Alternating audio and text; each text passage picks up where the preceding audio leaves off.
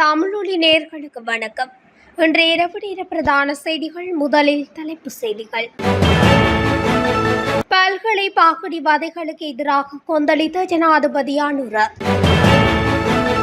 தேர்தல் கடமைகளுக்கு 65,000 போலீசார் நியமனம். கொழும்பு அதிவேக நெடுஞ்சாலையில் விபத்து, ஒருவர் உயிரிழப்பு.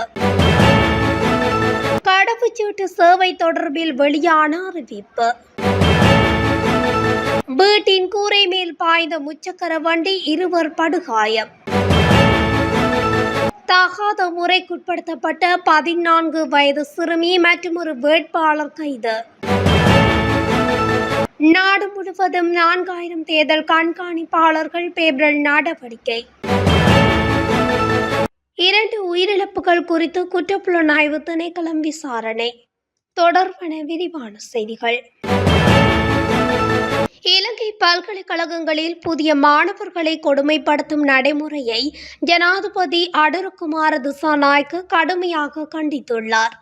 தனியார் தொலைக்காட்சியொன்றில் ஒளிபரப்பான அரசியல் கலந்துரையாடலின் போது ஜனாதிபதி இந்த விவகாரம் குறித்து தனது கருத்துக்களை வெளிப்படுத்தியுள்ளார்.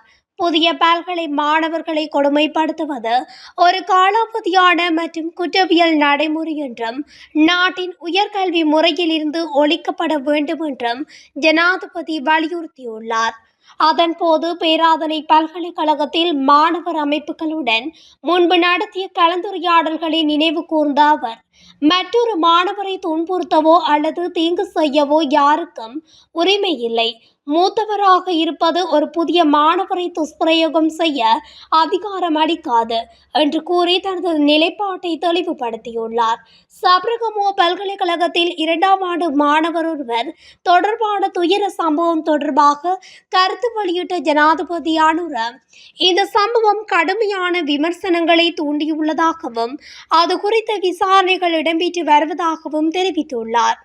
அத்துடன் சம்பந்தப்பட்ட மாணவர் 1ஆம் ஆண்டு மாணவர் அல்ல, 2ஆம் ஆண்டு மாணவர் என்பது சம்பவத்தின் தன்மை குறித்து சந்தேகங்களை எழுப்பியுள்ளதாகவும் ஜனாதிபதி குறிப்பிட்டுள்ளார். பகுடிவது என்பது வெறும் ஒழுக்காற்று பிரச்சினை மட்டுமல்ல, குற்றவியல் பிரச்சினை என்றும் ஜனாதிபதி திசாநாயக்க சுட்டிக்காட்டியுள்ளார். இதன்படி இந்த குற்றங்களை குற்றவியல் சட்டத்தின் கீழ் கையாள வேண்டும் என்றும் அது ஒரு பல்கலைக்கழகத்திலோ அல்லது வேறு எந்த நிறுவனத்திலோ நடந்தாலும் சட்டம் பொருந்த வேண்டும் என்றும் அவர் வலியுறுத்தியுள்ளார். எதிர்வரும் உள்ளூராட்சி மன்றங்களுக்கான தேர்தல் கடமைகளுக்காக சுமார் 65,000 போலீஸ் உத்தியோகத்தர்கள் கடமையில் ஈடுபடுத்தப்பட உள்ளதாக தெரிவிக்கப்பட்டுள்ளது. கொழும்பில் நடைபெற்ற செய்தியாளர் சந்திப்பில் வைத்து போலீஸ் ஊடக பேச்சாளர் ஸ்ரேஷ போலீஸ் அத்தியட்சகர் புத்திக மணத்துங்க இதனை தெரிவித்துள்ளார். அத்துடன் தேவைப்பட்டால் போலீசாருக்கு மேலதிகமாக இராணுவத்தினரும் தேர்தல் கடமைகளில் ஈடுபடுத்தப்படுவார்கள் எனவும் அவர் குறிப்பிட்டுள்ளார். அதற்கு வசதியான இராணுவத்தினரும் தயார் நிலையில் வைக்கப்பட்டுள்ளதாகவும் அவர் தெரிவித்துள்ளார். உள்ளூராட்சி தேர்தல் செயற்பாடுகள் தற்போது அமைதியாக நடைபெறுவதால் தேர்தல் சட்டங்களை மீறுபவர்கள் யாராக இருந்தாலும் அவர்களுக்கு எதிராக கடுமையான சட்ட நடவடிக்கை எடுக்கப்படும் என்றும் போலீஸ் ஊடக பேச்சாளர் தொடர்ந்தும் வலியுறுத்தியுள்ளார். கொழும்பு அதிவேக வீதியில் கலகெத்திர பகுதியில் இருந்து இடம்பெற்ற வாகன விபத்தில் ஒருவர் உயிரிழந்துள்ளதாக தகவல் வெளியாகியுள்ளது. பாதுக காவல்துறை பிரிவிற்குட்பட்ட அவிசாவளை பகுதியில் இன்று இந்த விபத்து சம்பவம் இடம்பெற்றுள்ளதாக தெரிவிக்கப்படுகின்றது. உயிரிழந்தவர் கலகெத்திர பாதுக பகுதியைச் சேர்ந்த 20 வயதுடையவர் என தெரிய வந்துள்ளதாகவும் காவல்துறையினர் தெரிவித்தனர். அவிசாவளையில் இருந்து கொழும்பு நோக்கி பயணித்த மோட்டார் சைக்கிள் எதிர்திசையில் பயணித்த மோட்டார் சைக்கிள் மோதி விபத்து இடம்பெற்றுள்ளது. விபத்தில் காயமடைந்தவர்களில் கோமாகம வைத்தியசாலையில் அனுமதிக்கப்பட்ட நிலையில் சிகிச்சை பலனின்றி ஒருவர் உயிரிழந்துள்ளார். மேலும் குறித்த வாகன விபத்து தொடர்பில் காவல்துறையினர் மேலதிக விசாரணைகளை மேற்கொண்டு வருகின்றனர். பொதுமக்களுக்கு கடவுச்சீட்டு வழங்குதல் மற்றும் ஒரு நாள் பொது சேவை வழங்குதல் மட்டுப்படுத்தப்பட உள்ளதாக அறிவிக்கப்பட்டுள்ளது. இது தொடர்பில் குடிவரவு மற்றும் குடியகழ்வு திணைக்களம் வெளியிட்டுள்ள அறிவிப்பில் குறித்த சேவைகள் மே 5, 6 மற்றும் 7 திகதிகளில் மட்டுப்படுத்தப்படும். ஒரு நாள் சேவைக்காக இயக்கப்பட்ட 24 மணி நேர சேவை குறித்த நாட்களில் இயங்காது. உள்ளூராட்சி மன்ற தேர்தல் பணிகள் காரணமாகவே இந்த சேவைகள் மட்டுப்படுத்தப்பட்டுள்ளதாக தெரிவிக்கப்பட்டுள்ளது. வேக கட்டுப்பாட்டை இழந்த முச்சக்கர வண்டி வீட்டு கூரையில் விழுந்து விபத்துக்குள்ளான சம்பவம் மாவனல்லையில் இடம்பெற்றுள்ளது. அரநாய்க்கு மாவனில்ல வீதியில் சென்று கொண்டிருந்த முச்சக்கர வண்டி சாட் மன்னா வளைவில் திரும்பும் போது வீதியை விட்டு விலகி அருகில் இருந்த வீட்டின் கூரையின் மேல் விழுந்து விபத்துக்குள்ளாகியுள்ளது. விபத்தில் முச்சக்கர வண்டியில் பயணித்த 2 பயணிகள் காயமடைந்து வைத்தியசாலையில் அனுமதிக்கப்பட்டுள்ளதாகவும் தெரிவிக்கப்பட்டுள்ளது. சிறுமியொருவரை தகாத முறைக்குட்படுத்திய குற்றச்சாட்டில் மற்றும் ஒரு வேட்பாளர் கைது செய்யப்பட்டுள்ளார். பசறை பிரதேச சபைக்கு போட்டியிடும் வேட்பாளர் ஒருவரே இவ்வாறு கைது செய்யப்பட்டுள்ளார்.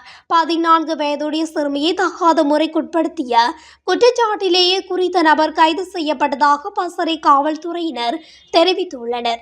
பசறை காவல்துறையினருக்கு கிடைத்த முறைப்பாட்டை அவர் கைது செய்யப்பட்டுள்ளதாக போலீசார் தெரிவித்துள்ளனர்.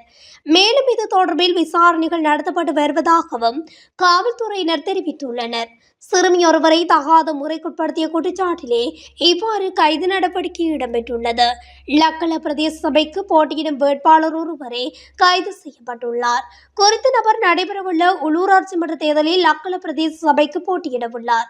இந்த நிலையில் தேர்தலுக்காக குறித்த நபர் வீடு வீடாக சென்று பிரச்சாரத்தில் ஈடுபட்டுள்ளார். இவ்வாறு பிரச்சாரத்தில் ஈடுபட்டுக் கொண்டிருந்த போது வீடு ஒன்றினுள் சட்டவிரோதமாக நுழைந்து சிறுமியொருவரை தகாத முறைக்குட்படுத்தியுள்ளார். இதையடுத்து பாலியல் வன்கொடுமை நடந்ததாக காவல்துறையினருக்கு கிடைத்த முறைப்பாட்டின் அடிப்படையில் அவர் கைது செய்யப்பட்டதாகவும் லக்கல காவல்துறையினர் தெரிவித்துள்ளனர். நடைபெறவுள்ள உள்ளூராட்சி மன்றங்களுக்கான தேர்தலை முன்னிட்டு நாடு முழுவதும் சுமார் 4000 தேர்தல் கண்காணிப்பாளர்களை பெப்ரல் அமைப்பு பணியில் ஈடுபடுத்த உள்ளது. உள்ளூராட்சி தேர்தல் சர்வதேச மட்டத்தில் முக்கியத்துவமிக்க தேர்தல் இல்லை என்பதன் காரணமாக இந்த தேர்தலின் போது வெளிநாட்டு தேர்தல் கண்காணிப்பாளர்கள் பணியில் அமர்த்தப்பட மாட்டார்கள் என்று தேர்தல்கள் ஆணைக்குழு அறிவித்துள்ளது. அவ்வாறான நிலையில் நாடு முழுவதும் உள்ளூராட்சி மன்றங்களுக்கான தேர்தலுக்காக நாடு முழுவதும் சுமார் 3000 கண்காணிப்பாளர்கள் பெப்ரல் அமைப்பினால் நியமிக்கப்பட்டுள்ளனர். அதற்கு மேலதிகமாக தேர்தல் தொடர்பான நடவடிக்கைகளை கண்காணிப்பதற்காக 800க்கும் மேற்பட்ட நடமாடும் கண்காணிப்பாளர்கள் நியமிக்கப்பட்டுள்ளதாகவும் பெப்ரல் நிறைவேற்று பணிப்பாளர் ரோகண ஹெட்டியாராச்சி தெரிவித்துள்ளார். அண்மையில் நடைபெற்ற சர்ச்சைக்குரிய 2 உயிரிழப்புகள் குறித்து குற்றப்புலனாய்வு திணைக்களத்திடம் மேலதிக விசாரணைகள் ஒப்படைக்கப்பட்டுள்ளன. பாகடிவதை காரணமாக அண்மையில் தற்கொலை செய்து கொண்டதாக தெரிவிக்கப்படும் சப்ரகம்பு பல்கலைக்கழக மாணவன் மரணம் மற்றும் காலி கொஸ்கொட போலீஸ் நிலையத்தில் தடுத்து வைக்கப்பட்ட நிலையில் உயிரிழந்த இளைஞன் மரணம் என்பன தொடர்பான விசாரணைகளே இவ்வாறு குற்றப்புலனாய்வு திணைக்களத்திடம் ஒப்படைக்கப்பட்டுள்ளன. இதற்கான உத்தரவை பதில் போலீஸ் மா அதிபர் பிரியந்த வீரசூரிய வழங்கியுள்ளார். குறித்த 2 மரணங்கள் தொடர்பான மேலதிக தகவல்களை கண்டறியுமாறும் சம்பவத்துடன் தொடர்புடைய சந்தேக நபர்களை கைது செய்யுமாறும் அவர் குற்றப்புலனாய்வு துறைக்கு பணிப்புரை விடுத்துள்ளார். இத்துடன் தமிழொலியின் இன்று இரவு நேர பிரதான செய்திகள் நிறைவடைகின்றன. தொடர்ச்சியாக செய்திகளை அறிந்து கொள்ள தமிழொலி ஊடகத்துடன் இணைந்திருங்கள். நன்றி, வணக்கம்.